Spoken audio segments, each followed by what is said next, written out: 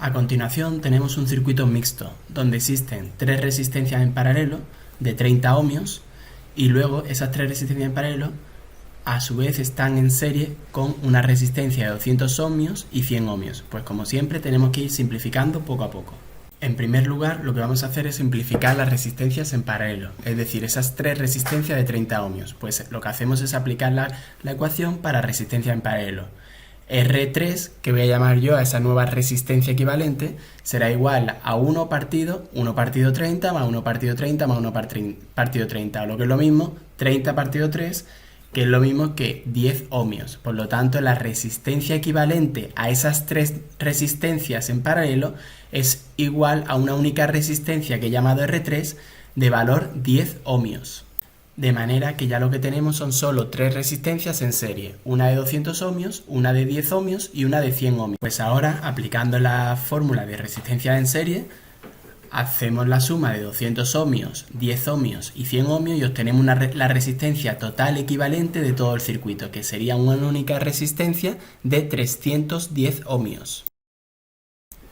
Como ya tenemos la resistencia total del circuito y la tensión total del circuito, que es la pila, 25 voltios, pues ya podemos calcular la corriente total del circuito, que será VT entre RT, 25 entre 310, que será 0,08064 amperios, o simplificando, 80,64 miliamperios. Ahora ya podemos calcular las corrientes que pasan por cada resistencia. La corriente que pasa por la resistencia 200 ohmios y la corriente que pasa por la resistencia 100 ohmios son la misma y equivalen a la corriente total, es decir, la corriente que pasa por la pila, porque si os fijáis es el mismo hilo. Por lo tanto, I200 e I100 es igual a la intensidad total, que es igual a los 80,64 miliamperios que hemos calculado antes. En el caso de la intensidad de corriente que pasa por cada ramal de 30 ohmios, lo que tenemos que hacer es, como sabemos ya la corriente total del circuito, que son los 80,64 miliamperios, esos 80,64 miliamperios cuando llegan a los ramales se tiene que dividir. Como son los tres ramales exactamente iguales, se divide entre 3, de manera que esa corriente total, esos 80,64 miliamperios, si lo dividimos entre 3, tendremos que por cada ramal circula una intensidad de corriente de 26,88 miliamperios. Ahora lo que vamos a calcular es la caída de tensión de cada resistencia. En este caso, como ya tenemos la corriente que circula por cada uno, pues muy sencillo. La caída de tensión en la resistencia 200, es decir, V200, será igual a I200 por R200, que nos dará 16 voltios.